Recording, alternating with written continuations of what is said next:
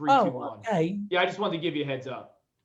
I mean, but Matt Rooney, he sort of paints me as one of these privileged people, but like, uh, he hangs out with Kevin McCarthy, Congressman Kevin McCarthy and Tom Kaine Jr. and people like that, and he gets exclusives with them and he knows all these famous people. Um, he's on radio and TV. And, I'm just down here in Hilton Head vegging out, uh, sort of Dan, enjoying my Dan, you need to own your privilege, okay? There you go. Yeah. Yeah, you need to own your privilege, I'm being the just wealthy vegging out retiree that you here. are. Yeah, can I tell you what Kevin McCarthy's big revelation was today at the diner? So for those who are just logging in, we're going to give you a few minutes to get on here and get settled. Pop your popcorn, get your coffee, whatever you need to do. So I'm at Bridgewater Diner today with Tom Kaine Jr. and GOP leader Kevin McCarthy, who may be the next Speaker of the House. He's obsessed with disco fries. He didn't know what they were called, but he said, "Oh, these fries with the gravy that you guys eat up here." He says it's amazing. He's from the other coast, as we know, but he loves disco fries. Go figure, Dan. I don't know what you have a strong opinion on disco fries, but the man might be one of the most powerful men in the United States government. In about a year and a half here, and he loves disco fries. So Jersey diners, they're a unique and wonderful American institution. Jersey diners are legendary. We have one diner here on Hilton Head, and it is owned by a Greek family, as you might imagine.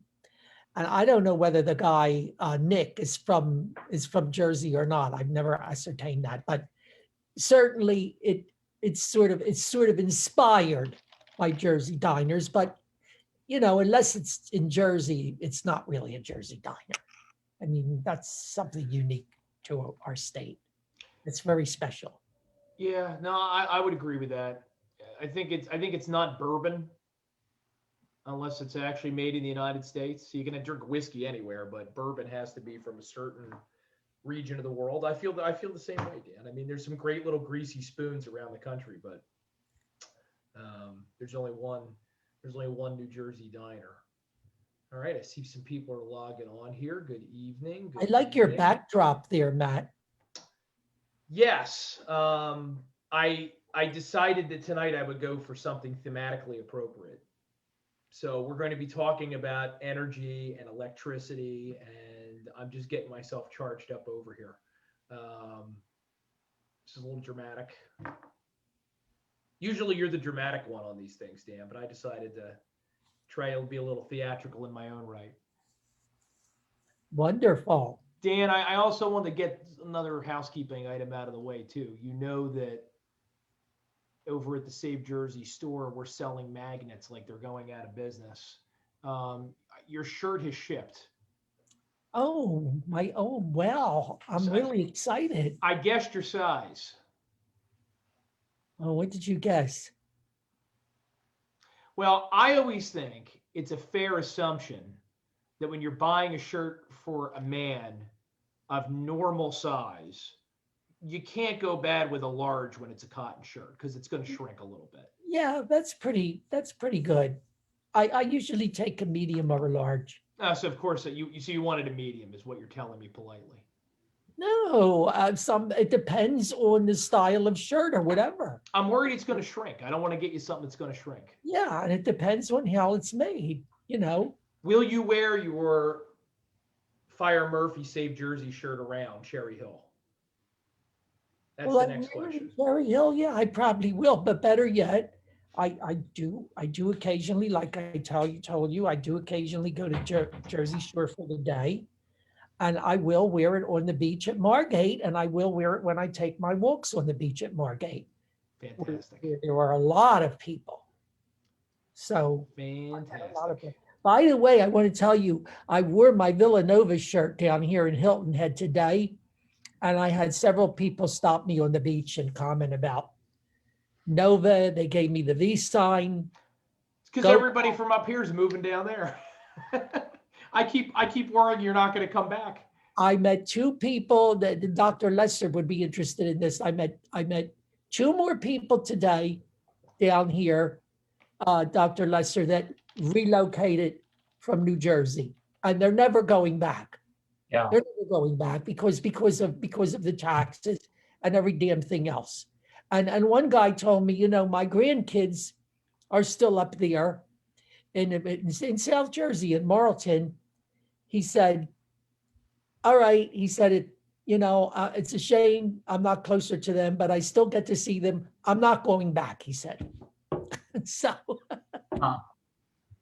Well, and that's a lovely segue to reintroduce the doc, because the subject of tonight's conversation here on Save Jersey Live is a way in which New Jersey could get much more expensive, as if you thought that wasn't possible. It could be getting much more expensive in the very near future. And when we last had Dr. Jonathan Lesser on, it was easily, we've done maybe, I don't know, maybe 24 of these things at this point, Dan, maybe more. I'm losing track.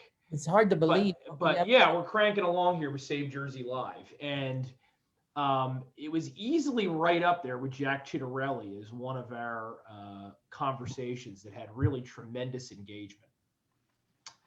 And people were reaching out and they were saying, Matt, how do we get in touch with Dr. Lesser? I heard from local elected officials telling me that, how do we find out more information about what he had to say about wind energy, or that thing about, what Phil Murphy's particular regulation is going to cost the folks in my town. They really enjoyed it. And then I subsequently was getting ready for vacation the week after Dr. Lesser was with us, and I deleted the damn video. And people reaching out to me saying, what happened to the video?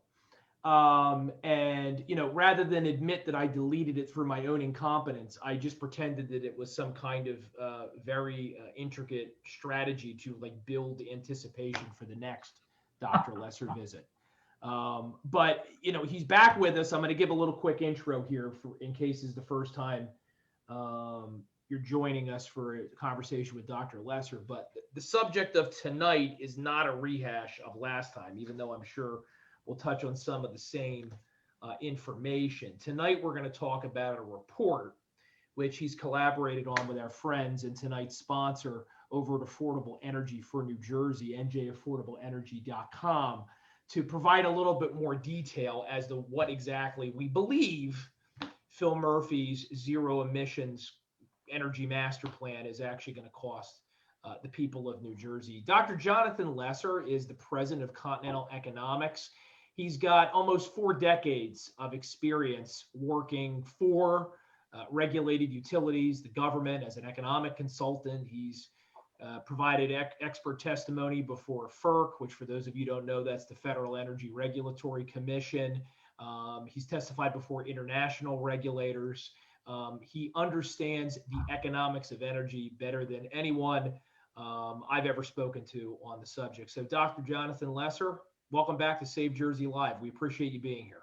Thanks for having me again. And I made sure to press the record button during the beginning of our segment tonight so that everybody heard that I'm recording it. I'm not screwing this up. We're recording this 2 or 3 ways tonight. So this will be saved for posterity. And of course, I'm also joined tonight by our favorite co-host here at SaveJersey.com, the proprietor of the Dan Cerrucci blog spot. He is an expert on New Jersey politics, Pennsylvania politics, the politics of Broadway. He is an extremely accomplished world traveler and jet setter. Joining us tonight from Hilton Head Island, the one and only Dan Cerrucci, who is, I think, a little tanner than you were last week. A little bit. Try to do it in moderation. I got to be careful, but I love the sun. I can't help it. Yeah, listen, vitamin D, it's good for you, Dan. Just wear your suntan lotion. Which that was last week's big revelation. We had Assemblyman Brian Bergen on. We talked about some very interesting things, but Dan revealed that allegedly suntan lotion was something that was not available to him as a child. And that completely blew my mind. I mean, my parents didn't seem to know about it, and I got terrible sunburns when I was a kid at the Jersey Shore. Terrible, terrible sunburns, and I'm paying for it now. I think you only said that because we tease you so much about being this privileged, retiree traveling all over the world. I think you just came up with something to try to bring it all back down to earth. I grew up on the streets of Camden, the poorest city in America. I mean, come on. You did. I love it. But down to business here, because we got a lot to talk about. So I'm gonna try to stay focused. So I mentioned already that there's a report coming out next week. That's what I'm told, from Affordable Energy for NJ. Just a little bit of background for those that don't remember. The Murphy administration, there's an energy master plan that's on the table, which, implementation is all but certain if Phil Murphy gets reelected. But the governor's overarching agenda for energy in the Garden State is to get us to zero emissions by 2050. And when we last had Dr. Lesser here, we talked about a number of the economic problems with that plan as we understand it. We also talked about, importantly, some of the scientific issues with the governor's plan, and the plan being pushed by the state of New Jersey. One of the most disturbing aspects of it, I thought, Dr. Lesser, and I think this is something a lot of my fellow millennials don't understand, New Jersey emissions are a drop in the bucket internationally. So even if we do all of these things, which President Biden and Governor Murphy and like-minded folks on the left want to accomplish, we're still not going to save Mother Gaia for an extra day, are we? No, it's expensive virtue signaling. Yeah, and even if the entire U.S. Dropped to zero carbon emissions tomorrow, it would have no impact on world climate. And that's not me saying that. That's Biden's climate czar, John Kerry. But anyone who wants to can run. The Environmental Protection Agency actually has sponsored a climate model called MAGIC, MAGICC, and you can download it and run scenarios of, okay, if I reduce carbon emissions this much, what will the impact on global temperatures be? And you can run it yourself, see what it is. So yeah, it is green virtue signaling. We're dealing with some of this in New York. Same thing, the Climate and Community Protection Act. So, it's very expensive. It's going to lead to less reliable, more power outages. If you followed the news in California, they've been asking people, please shut off your appliances, shut off your air conditioning. Don't charge your electric vehicle at night, which is when the vast majority of people charge them. In New York, just to give people a little bit of context real quick. So on the left coast, that's what's happening in California. Out here in the East Coast, Governor Murphy just signed legislation this week, which would make it almost impossible for local governments to have any zoning say in the placement of energy charging terminals for electric cars. So, there's just this incredible disconnect between reality and what these people want to accomplish because they think that's what their electoral base wants to hear. That's right. Yeah. So 2 weeks ago in New York City, Mayor de Blasio was begging people, turn off all your appliances, because the electric system is strained because of the heat. Well, that's actually nonsense. It's strained because Governor Cuomo forced the Indian Point nuclear plant shut down. It shut down April 30th, and it had provided 25% of New York City's electricity, emissions-free, but Cuomo was concerned about safety. So I guess you can kill thousands of people in nursing homes by sending COVID patients there. That's okay, but oh, there's a nuclear plant 35 miles from New York City. That's too dangerous. So, but that's another story. But it's a correct story. He really touched it with a pin, Dan, as per usual. And it really is, not to go too far afield, but one of the things that makes you want to, wrap your head with duct tape to keep it from exploding. We have this tendency, because there's a political advantage for some people to do so, to invent horrors and potential catastrophes. And if we don't do this, then that's going to happen. When there actually are human tragedies unfolding right before our eyes that decisions our elected officials could either avert entirely or make nearly not as bad. Case in point, don't put a bunch of people that have COVID in a nursing home with other people who are most vulnerable for a bad outcome from COVID. But that's what governors in places like Michigan and Pennsylvania and New Jersey and New York did, and killed how many untold thousands of extra people. And yet here they are warning us about this environmental apocalypse. Can you tell us a little bit, because what I was leading up to before, when we were last here, Dr. Lesser, we talked about how expensive some of these ideas would be, particularly here in New Jersey. And we talked about some of the potential costs. But it's my understanding that next week's report that's coming out is going to give us a number. And the number that I heard is one of those numbers that I'm worried that it's so big that people aren't going to be able to digest it. They're going to think it's imaginary because it's so crazy, but it's actually you and Affordable Energy for New Jersey put a lot of time into it, and it's absolutely horrific. So without further ado, what does Phil Murphy want to charge the people of New Jersey to not save the planet? Well, just to give your folks a little bit of background on the Energy Master Plan, it was this top-down authoritarian approach to say we're going to basically electrify the entire New Jersey economy. So you'd be mandated to rip out your natural gas furnace in your home, replace it with an electric heat pump, replace your gas water heater with an electric heat pump water heater.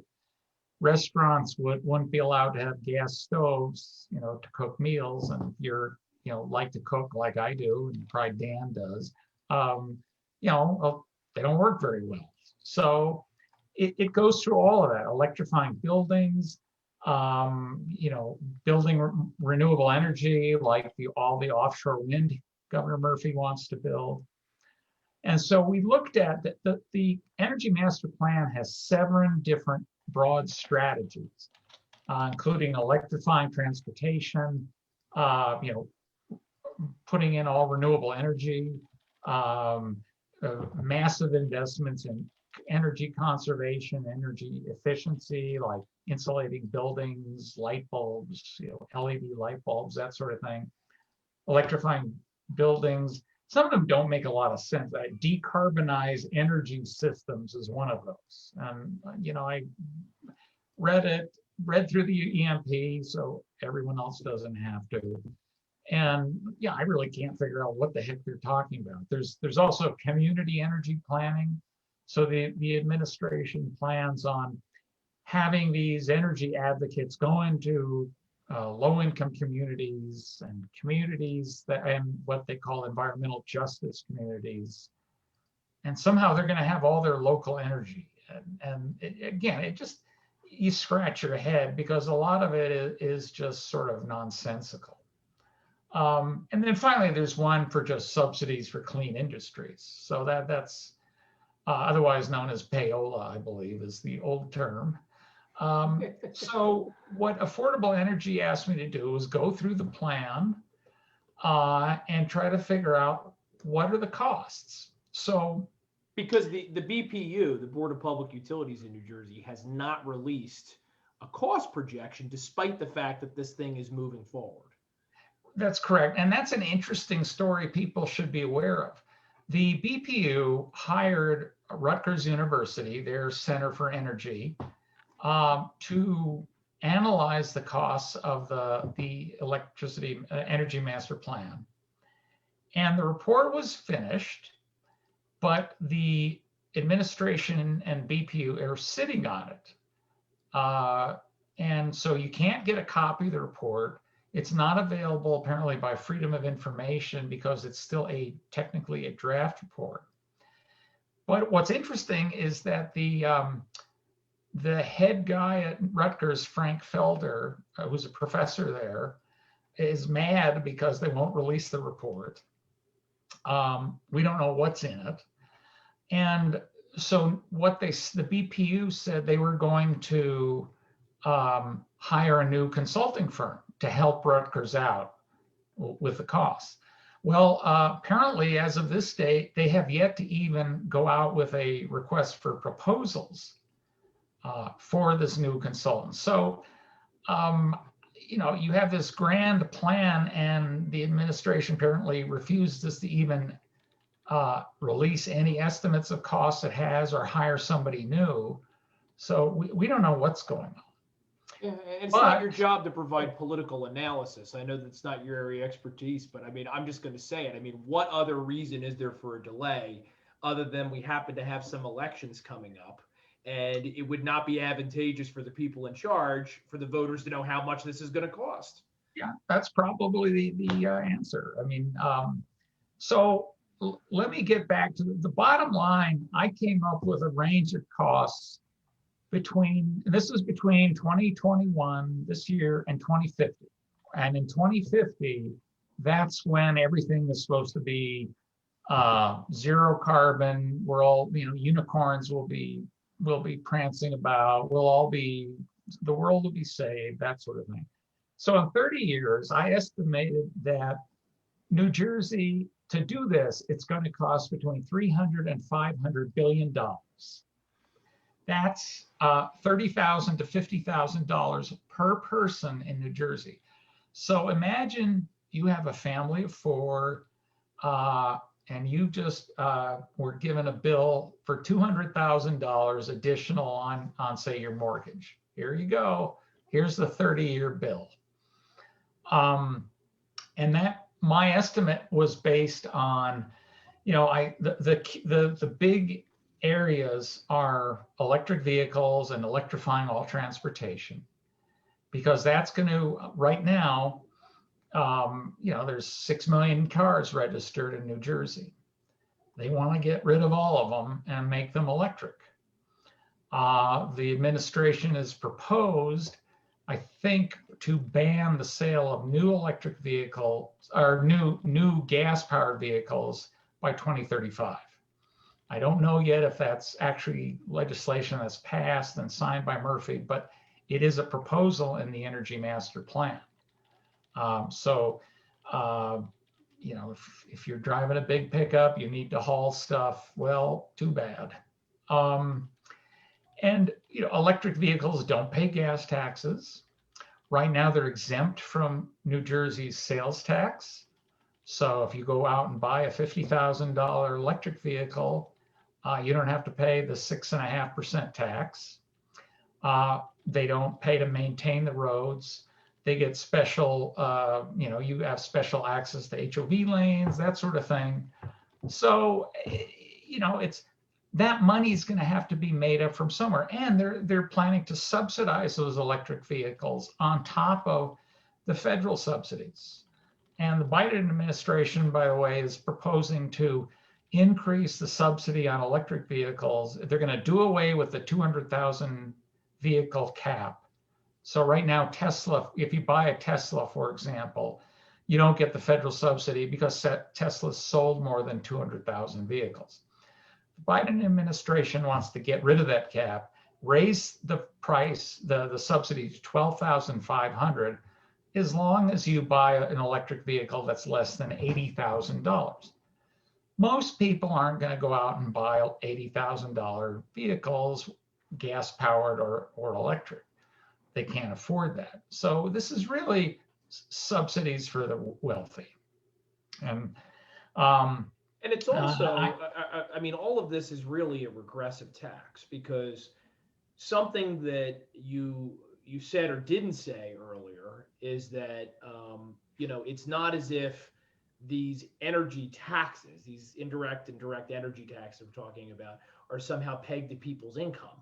It's not as if you are a family of four with a combined household income of 400,000, you're going to be paying more than that family of four that has a household income of 70,000. This is a tax on everyone that doesn't care if you're poor, that doesn't care what your economic status is. It's really a regressive tax, isn't it? Well, yeah, it's actually worse than what you're describing, because a lot of the subsidies will go to people who, you know, if you live in an apartment, you're not going to get a subsidy for your electric charging station in your garage because you don't have one. Yeah. You're not going to get a subsidy for solar panels on your roof because it's not your roof, you're renting. And you can't afford to drive an electric vehicle anyway. You know, you can't afford to go out and buy a new $50,000 electric vehicle. And one thing I want to explain to people, everyone talks about, well, all these subsidies will lower the costs. That's not true. The reason it's not true is because when you subsidize something, then you're doing two things here. One, you're going to mandate people go out and buy stuff. That's mandating an increase in the demand. Well, when you increase demand for something, what happens? The price goes up. We see this, you know, look at college tuition. Every parent who's got a college age kid knows that tuition prices have gone through the roof over the last 20 years. And they've gone, so as the government lavished more subsidies on students, here's your Pell Grant, here's a student loan. What did colleges do? They raised tuition to essentially suck up all that money for themselves. I think about that all the time. The people that I know that went to the same private college that I went, who, it's not that they weren't smart people, they just weren't academics. They would have been so better off starting a business with that money, or in some cases learning a trade. And instead, you know, they didn't pan out. They left college, but certainly Sallie Mae didn't forgive their debt. They still owed the damn money, but them going to college and getting those loans drove up the cost for everybody who that was a good choice. Right. And it's just, you know, I mean, the only person getting rich from that scam is Elizabeth Warren, right? It hasn't helped America's kids. Yeah. So, Same principle. The talk about subsidies, it's not going to lower prices. You're going to artificially tell people you must buy an electric vehicle. Well, what can Tesla do? Well, Tesla's going to do what they're already doing. They're raising their prices. You know, anyone with a third grader could figure this out. It's the same thing is going on with offshore wind. Right now, ocean wind, 800 megawatts. The Murphy administration, I guess, has signed up a few new large wind developers, another 2,000 or 3,000 megawatts worth. Those are all European companies. The Biden administration introduced a 35% investment tax credit. So something like ocean wind, which is owned by the Danish company Ørsted, is going to, not only are they charging $100 a megawatt hour when they come online in a few years, which is about 5 times as higher than the average wholesale price of electricity in the middle Atlantic market. But now, after that, the contract was signed, I estimate the cost of that project will be about $5 billion to build it. And so they're going to get a nice $1.5 billion check from US taxpayers, which will then go right over to Europeans. So it's just taking money from our country and saying, thank you very much, and giving it to Ørsted. That's going to keep happening. And the more you mandate offshore wind, what's going to happen? Well, they can charge higher prices for it. This is not rocket science at all, but the folks who are pushing this stuff just point to, oh, look, costs are going down, down, down. Well, if it's going down, down, down, why do you have to subsidize it? The same people are say electric vehicles. Oh, they're so much better than gas engines. Technology's better. You can go from 0 to 60 in 2 seconds under Tesla's rocket setting or whatever it is. Well, why do you have to subsidize it? Why do you have to mandate that people buy it? It makes no sense. And you get the pushback you'll get from advocates is, oh, there's something called market barriers. And well, if you're not doing what I think you ought to do, there must be a market barrier. I can't afford a Rolls Royce. Doesn't mean that there are market barriers to selling Rolls Royces. It's just expensive. You're right. It's just it's an expensive vehicle for a number of reasons. Sure. I'm glad you brought up Orsted because back to our point about the champions of this stuff being completely scientifically bankrupt with their arguments. I was reading an article, NJ Spotlight News, which is one of the more popular government affairs online rags here in New Jersey. And in the article is the following: projections for sea level rise at the shore, Jersey Shore that is, of at least 2 feet by 2050 and 5 feet or more by the end of the century would be a human and economic catastrophe whose financial cost would be greater than Hurricane Sandy in 2012. This is according to a group that was cited by NJ Spotlight, which reminded me of something you and I were talking about earlier, which is that infamous article. I think it was 1995 in the New York Times, where they predicted that we would have something like 2 to 3 feet a year of sea level rise over 25 years. And Sure. if it continued, by today, 2021, the folks in Philadelphia wouldn't be Delaware riverfront; they'd be Atlantic Ocean front. That hasn't happened, is it? How much has and this is tonight's fun fact, how much has it actually risen since 1995? Well, you can go and get data from the National Oceanic and Atmospheric Administration. They've been keeping data on sea levels, and some of that data goes back over a century. And in New Jersey, sea levels are rising because, and people should know they're rising because we're in an interglacial period. So when a lot of the country 15,000 years ago was covered in large ice sheets, sea level was much, much lower because it was all ice. Well, we're in an interglacial period, and the average increase over the last 100 years or so is about 2 millimeters per year. So in 25 years, that's a grand total of 50 millimeters.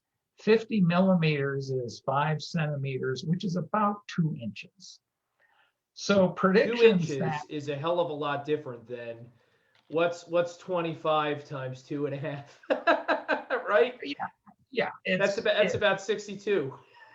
Yeah. So these groups saying sea level rise, 5, 10 feet in 30 years, that's just nonsense. And if you look at the data, some people say, well, the sea level rise is accelerating. No, it's not. Just look at the data. Don't take my word for it. Go look at the data for yourself. And that's the thing I find so disturbing when I look at articles. Some of the stuff over at NJ Spotlight News, I love, and I've quoted at SaveJersey.com in the past. But in this article, there's no attempt to challenge the premise at all that this is the threat that they're making it out to be. It's just all reported as if it's gospel. Yeah, and what's really sad is that the data is out there to challenge it. You can just look at the data, just like you can look at temperature data. You can compare actual temperatures to all the climate models. We talked about this last time, and all the climate models are over predicting temperature increases. And they can't reproduce historical temperatures at all. Yet people say, well, even though they can't produce the temperatures from last year, a year ahead of time, whatever, in the short run, they're inaccurate. Somehow they're perfectly accurate for predictions between 100 and 200 years from now. Well, that's just nonsense. That's not scientific at all.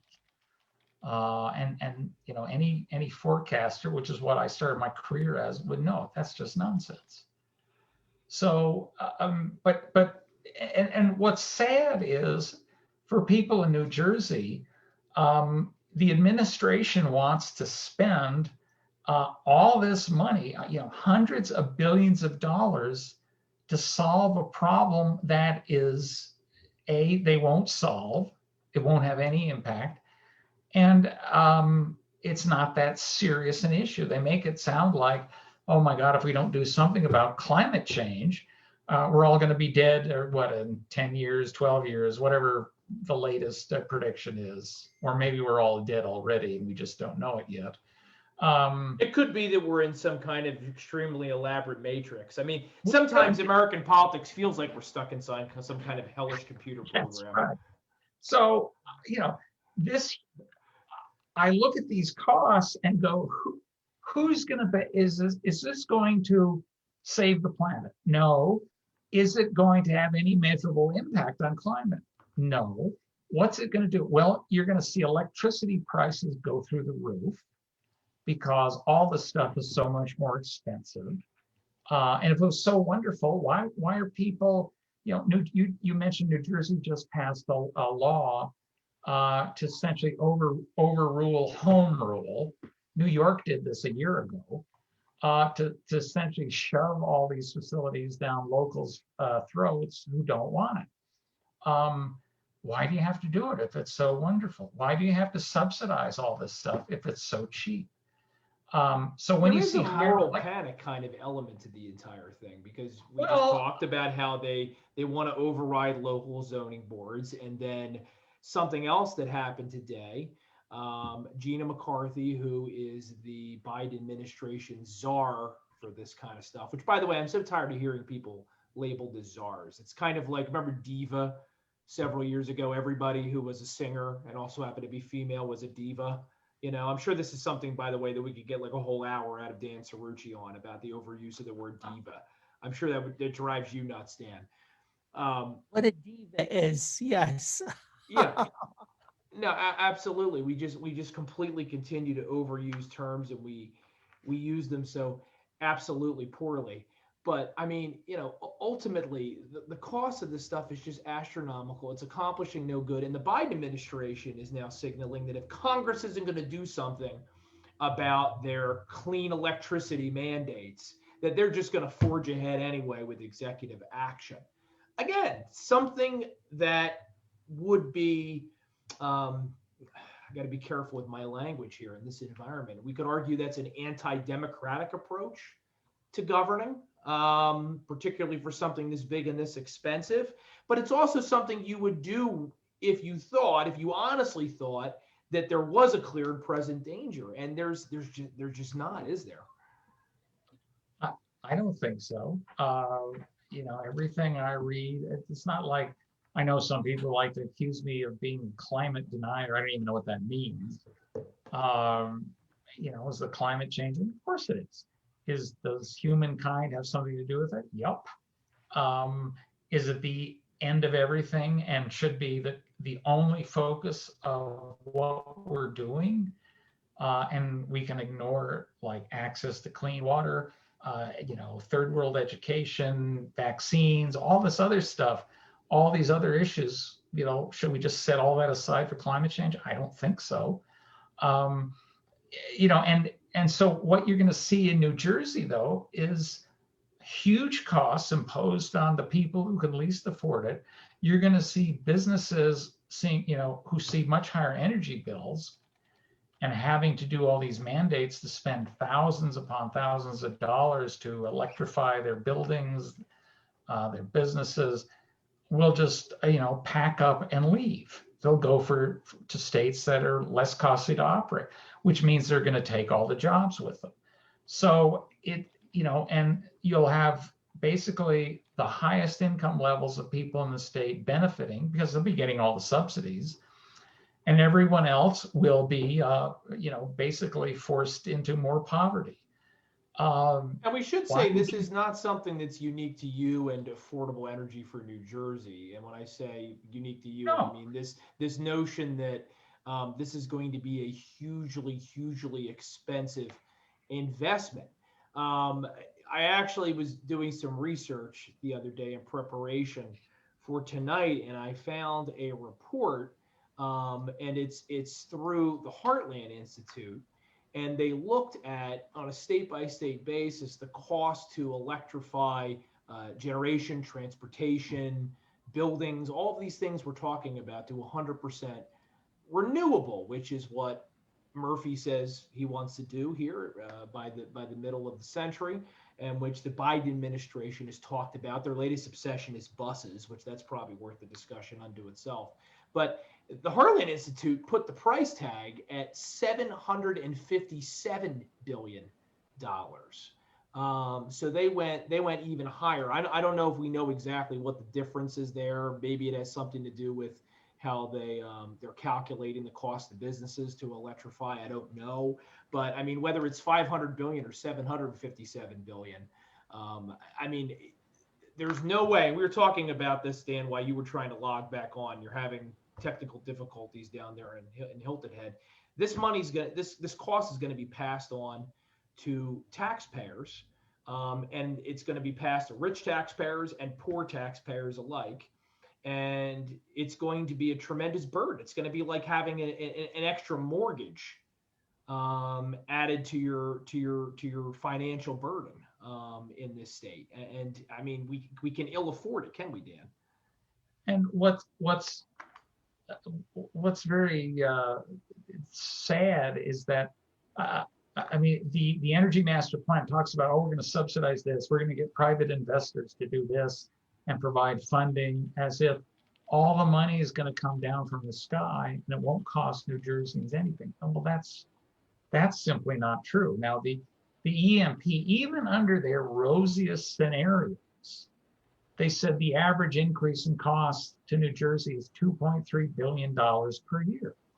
Well, that's still $230 per person every year. That's a lot of money. And you asked me what's driving this. I don't think it's moral panic. I think there's probably a few true believers who really are in a panic, and they think the world is ending if we don't do something. But I think most of it is just good old-fashioned graft. You're going to pay off the people, paying your friends, your green energy friends, your electric vehicle friends, are all going to get nice subsidies, are going to get a lot of extra money by mandating everyone buy their product. I mean, I'm a consultant. I would love if somebody passed a law says thou shalt use continental economics. You have to use them for your consulting needs. Great. So there's a mandate that they have to use me. I can jack up my prices. That's what this is. They're not solving anything, and they know it. Yeah, my internet connection down here is such that, I've been getting, I've been knocked offline, and then I've been getting like every third or fourth word. But I just wanted to say, there are a lot of people here from Kentucky, Dr. Lesser, and a lot of them have on their license plate, it's actually imprinted onto their license plate. Like, in New Jersey, we have Garden State. They have on their license plate, coal keeps the lights on. What's your reaction to that? I wasn't aware of that. It's not as true now as it used to be, because coal is being replaced by a lot of natural gas. But right now, because the administration is trying to shut down natural gas, shut down pipelines, shut down new leases on federal lands, so you can't do hydraulic fracturing, coal is actually making a comeback. And the other thing that's a little strange is everyone talks about China. For people who don't know, it has 30% of the world's carbon emissions, and their carbon emissions have been increasing the last 10 years by about 200 million tons. That's twice New Jersey's annual emissions. So in other words, just the increase in China's emissions is twice as high as New Jersey's total annual emissions. China is building hundreds of new coal plants. China has no intention of getting rid of those and switching to renewable energy. They can't. It's not possible. The same for India. There's no way you can provide that much electricity to grow an economy using wind and solar. Cannot happen. And that's just simple physics, and people don't seem to want to ignore that. And if China keeps increasing its emissions like that, then as John Kerry said, nothing this country does will matter. So, why do you want to go off the cliff because no one else is going to follow you? It's absolutely remarkable, and I really do think, Dan, that's the message that we need to continue to get out, particularly to younger voters, because my generation's been brainwashed with this stuff from a very early age in school. We need to let people know that you're not making a difference with this nonsense, and all you need to do is, this isn't speculative, just look at what's going on around us. We talked earlier tonight about the energy woes that they're continuing to have in California, and which seem to continue getting worse. But Dr. Lesser, can you fill us in out here on the East Coast? How are New Mexico and Arizona making out by comparison? Well, Arizona is doing just fine, even though in Phoenix it's 120 degrees or 110 pretty much every day. Right, because I know Southern California can get hot, but so can the desert. Right. Well, nobody's telling them to shut off their air conditioners. Yeah. They're doing fine. Right now, our state's doing fine, but we have a governor who wants to go 100% clean energy, even though oil and gas is the largest source of our state's revenues. That's what funds the entire government. And our current governor wants to shut it all down and replace it with green energy and newly legalized marijuana. They think, they actually believe that selling each other marijuana is going to save the state's economy and replace oil and gas revenues. That's an awful lot of marijuana, and I don't think that's going to happen. You have to have ingested quite a bit of marijuana to you'd have to make really, sense. I don't know if the term is baked anymore. You'd have to have the entire New Mexico population baked all the time, which probably would have other side effects on the economy here. So we're not having any problems yet, but all these states, California, the only thing that's saving them right now is they're buying lots of power from Nevada, Wyoming, Arizona, and it's all from coal and natural gas. So California loves to tout, we're our green bona fides, but they're not. And their electricity is some of the highest, it's the highest cost in the nation almost, other than some of the New England states. Don't you love that, Dan? They're paying a premium to, in their minds, this isn't my opinion, this is their opinion, poison other states with coal as they use their products in California that were purchased from China, where they're using coal. It's like some kind of, NIMBY on steroids here, right? Like, it's fine so long as it's not happening in my backyard where I can't see it. Yeah, and that's with electric vehicles.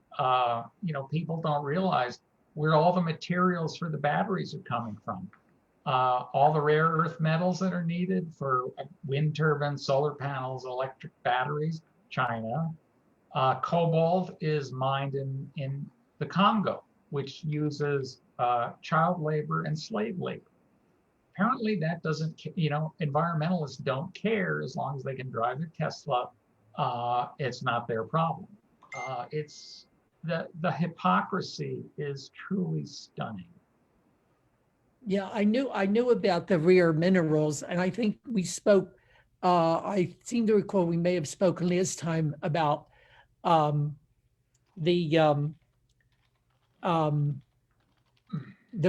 chips that they need for cars, you know, that all this stuff that we're dependent on China for. And so as we're so dependent on China for these things, China knows that even if you tell them that they have to uh, lower their carbon emissions and get in line with everybody else, they don't really have to, because what are we going to do? We're dependent on them. Right. I mean, this is the way I see it. And then we've got all this stuff coming out now about the dangers of these windmills, the wind energy. I don't know if you touched upon this, because like I say, I was knocked offline and now I'm getting like every third or fourth word. I cannot understand, Dr. Lesser,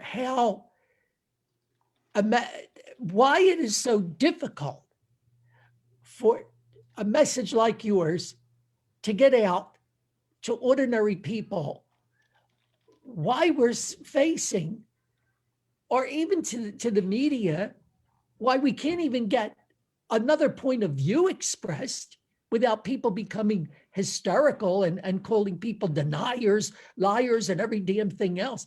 How did we get to this point? Well, it's much easier to promise people you can have your nirvana, your emissions-free power, everything's going to be beautiful and it won't cost you a dime. You know, it's a silly promise and it's not realistic. But a lot of people like hearing that, and they don't realize that no, that's, you know, there is no energy fairy or battery fairy. It doesn't exist. So, but you know, I think why they don't want to listen to another message, I think a lot of it comes down to greed. You can pay off people, you know, the media, you know, a lot of them, the young journalists, they've been all indoctrinated on this stuff too. That's all they've ever heard. I remember my kids heard it in school. You know, and except back then, a lot of it was save the whales and save the owls, until I was, you know, sick of the damn whales and owls. So, you know, it's. And then there was Leonard Nimoy warning about the deep freeze. First, we were Oh, going to sure. freeze Yeah, in to the mid death, and now 70s, we were all going to, it was a new ice age, which would be a lot worse than warming. But that's the cultural problem, right? That the culture is so aligned in favor of this one factually bankrupt opinion. I mean, what kid is going to argue science with Dr. Spock, even though he's not a real doctor? But it's powerful PR stuff. Yeah, you know, I think it's the people who stand to benefit the most from this stuff have a huge amount of money. You know, they have all the resources, the government behind them. They're in a much better position, Dan, to essentially dictate what's said. You know, look at what, you know, Facebook, Twitter, whatever else, YouTube. You know, they like to censor views they don't agree with, and they can get away with it. You know, and I wouldn't be surprised if there's some underhanded payments going between, you know, various groups to help that. That may sound like conspiracy thinking and craziness, but yeah, I've been, you know, involved in energy policy long enough and seen the failures long enough, and I've seen the money, how it's, you know, how the money gets spread around. So, you know, that's, I think, the reason that it's so hard to get any sort of countervailing message out. Nobody wants to hear it. So something I definitely wanted to make sure we touched on tonight, because we could talk to Dr. Lesser for hours about this stuff. I want to talk about the saga of Block Island, because I think we mentioned it briefly earlier. New Jersey is set to award a second offshore wind project. So Murphy's making, I mean, the one thing I'll say about Phil Murphy is, even though he lies about the consequences of some of his plans, he always follows through with the nonsense he says he's going to do. He said he wanted to make New Jersey to California, the East Coast. We're well on our way. He said he was going to double down on wind energy. He's certainly doing it despite all the problems, which we've highlighted tonight and in the past. We already have a project well underway, that Rhode Island's Block Island. And I was looking this up the other day, Doctor, and this absolutely blew my mind. The contract that they have up there, and correct me if I have any of this wrong, they can charge between $250 and $450 per megawatt hour. Now, Yeah, to a lot of Block people, that's Island- not going to sound like much, but when you compare it to, let's say, natural gas, it's $22 and that's not subsidized. Right. Block Island is a small wind project, 6 turbines. It came online in 2016. The contract price started at, you're right, at about $250, I think it was $256 per megawatt hour. And it escalates by the end of the project, assuming that the project is still running, which is doubtful. It will be well over $400 a megawatt hour. So yeah, it's already 10 times the market price.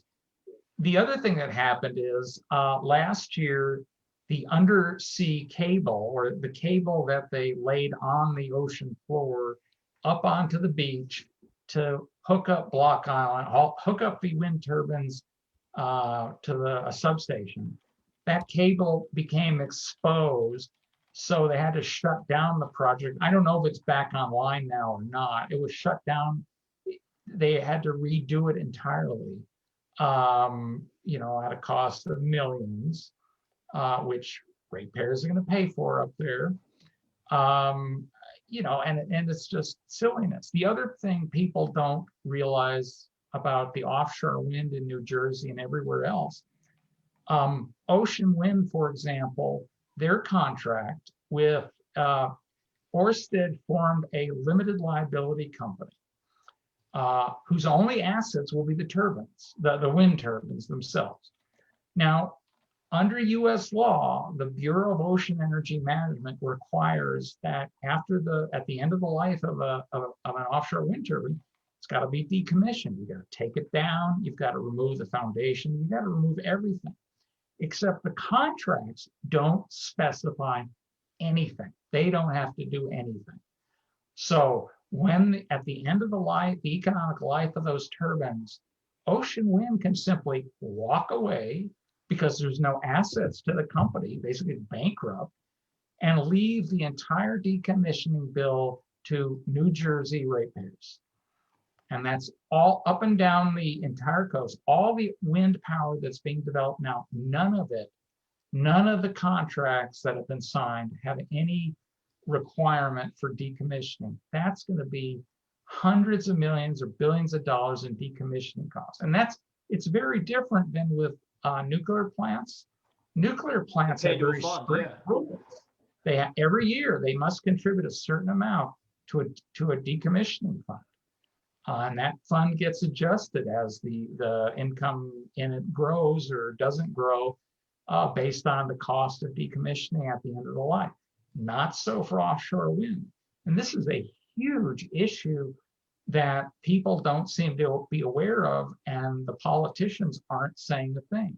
So all these huge multi-billion-dollar European companies are going to be able just to walk away and leave the U.S. taxpayers, ratepayers holding the bag on all the decommissioning costs.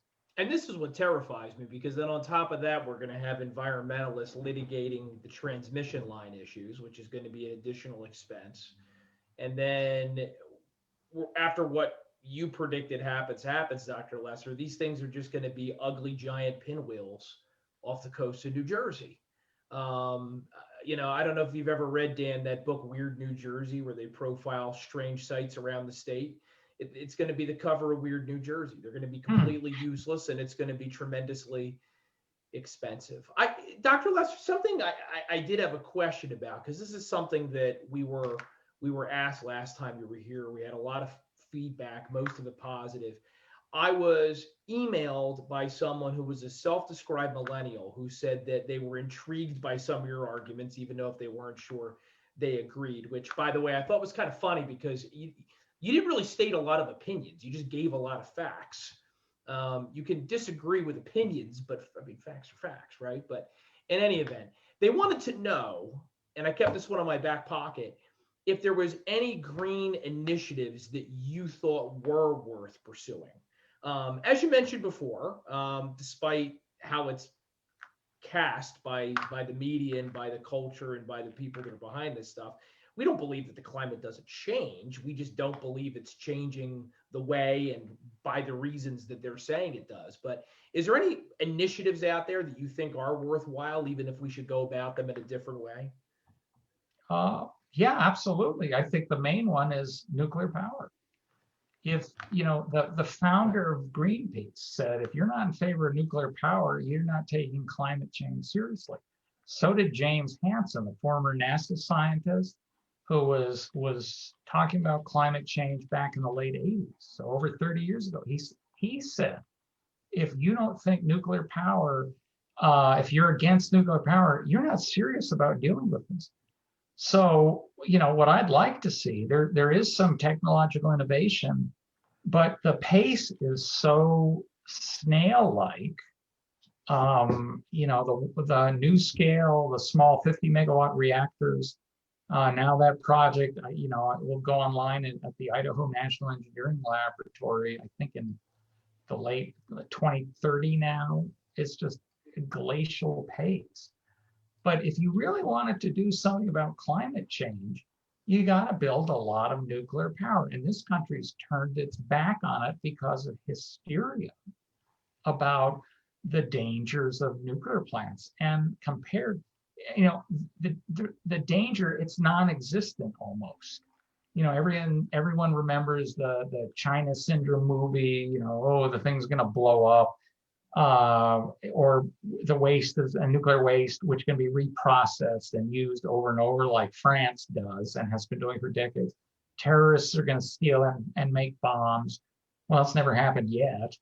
And that's why Cuomo shut down Indian Point.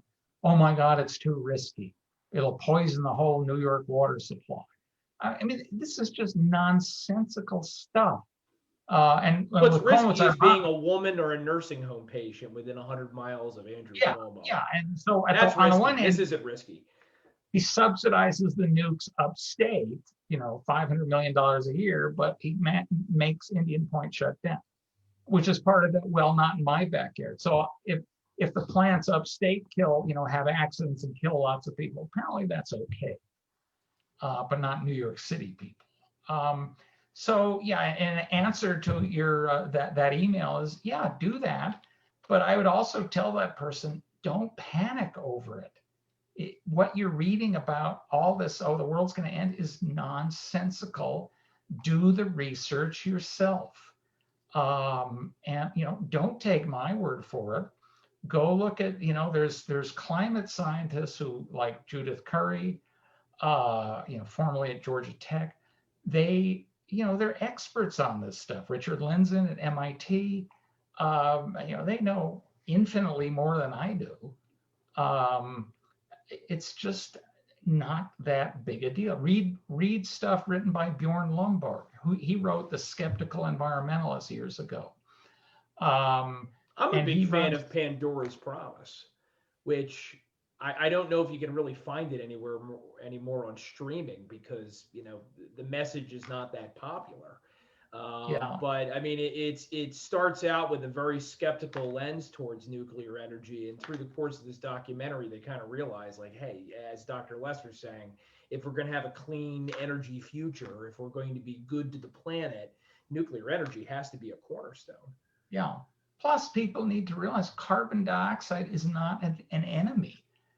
It makes plants grow faster. Some of these people want carbon dioxide levels. Back in the last ice age, carbon dioxide levels dropped to about 180 parts per million. Well, at 150 parts per million, plants die. so if you start getting rid of all the CO2 in the atmosphere, we all die. And, nobody seems to realize that it's not, this horrible pollutant. You need it for life.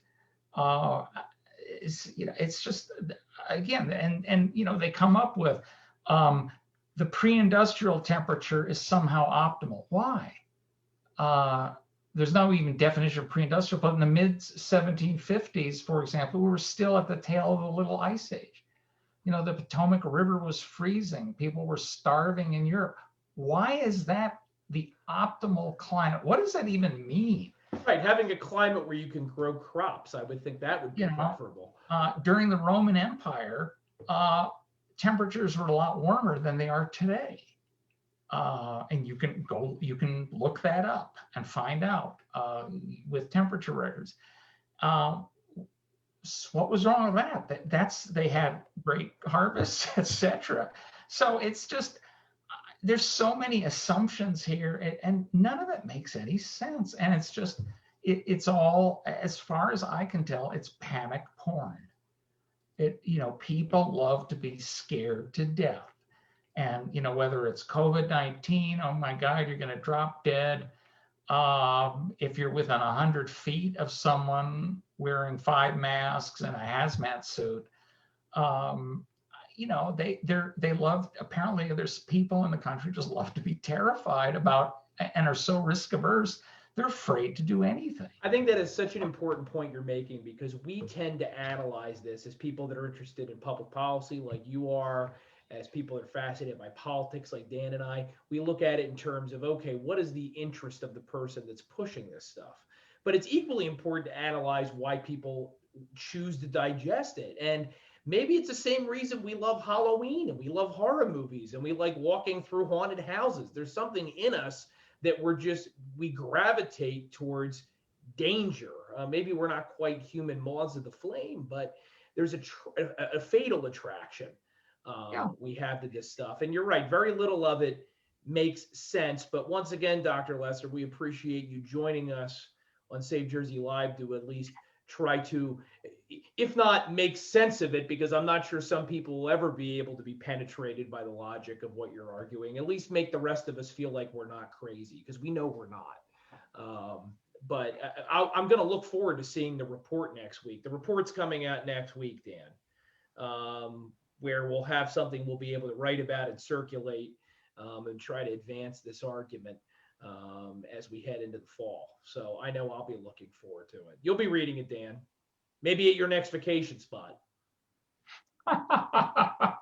See, the problem is tonight, poor Dan, he's such a trooper because he loves Save Jersey Live and he wanted to be here. He's only hearing every other word we're saying.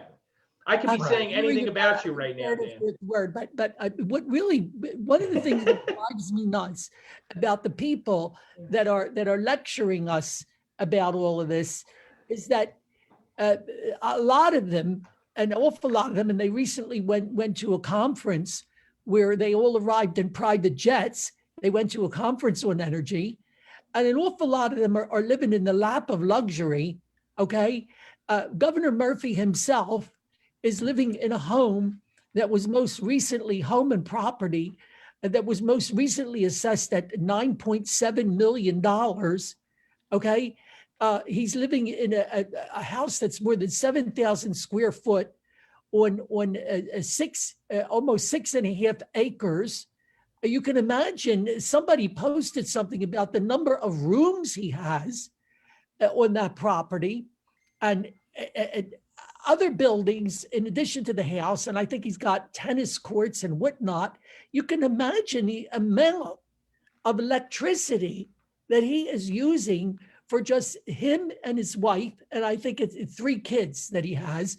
And the kids are older. They're often not there. They're either away at school or they're off into their careers already.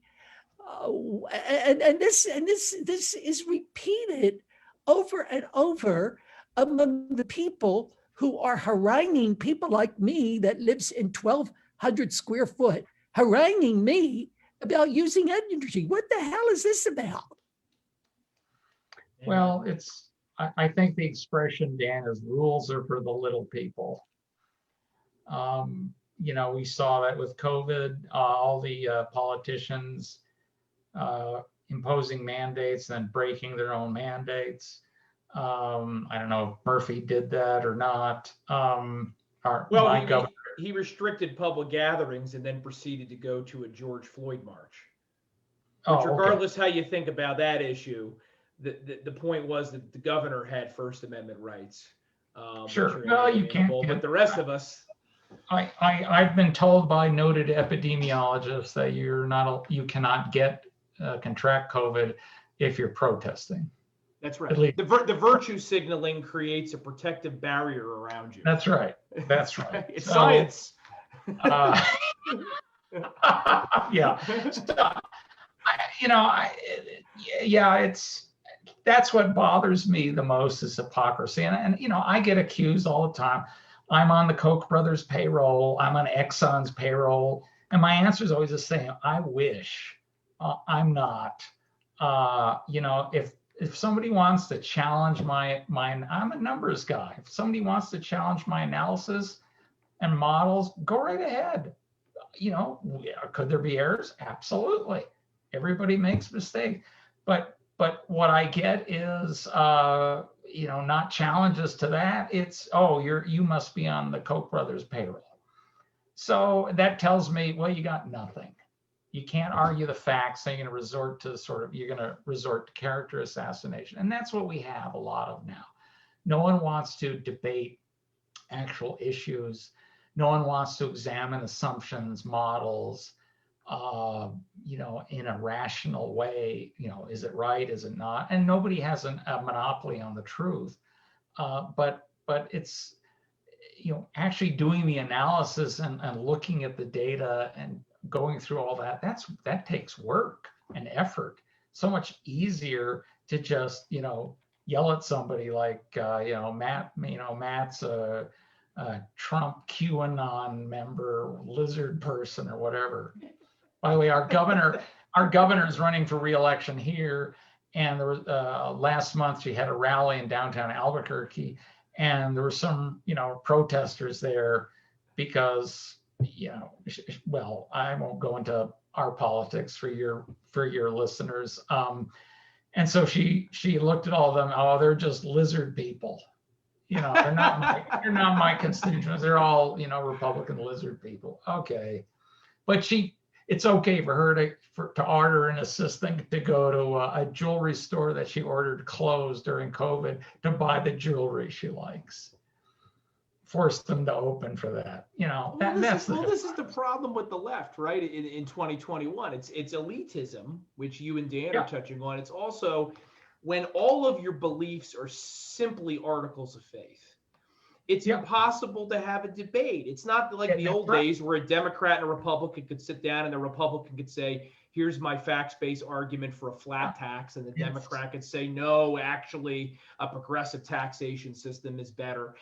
I mean, obviously, I skew in one direction, but you can make arguments for both and point to data and have a reasonable debate. We can't reasonably debate this stuff. It's a new religion. And you can't argue about religion with someone because they'll just, you're a heretic. I'm Catholic. I can't prove the Immaculate Conception. You wouldn't ask me to prove it, but they also can't prove that Mother Gaia is dying. They have no evidence to support it. No, it's just, but I guess all you can do is try to convince people one by one and hope that works.